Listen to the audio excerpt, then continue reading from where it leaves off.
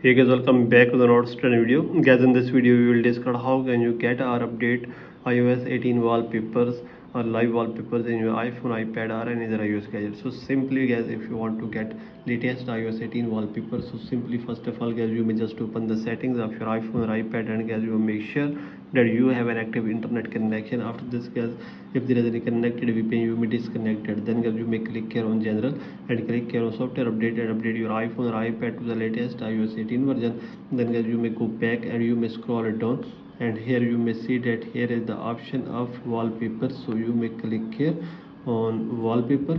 So this is the option, and guys, here is the option of add new wallpaper. So you may click here and all latest wallpapers will be shown here. So you may select anyone from here. If you want to select live wallpaper, you may select this one, or you may also select emojis. So you may click here and all emojis wallpaper will be shown, or you may select any wallpaper. You may choose color wallpaper, or you may select anyone from here. So let's check guys. If you want to select this one, you may click here on add, and this wallpaper will be add set as wallpaper pair or customize home screen. You may here do it easily. So let's check guys.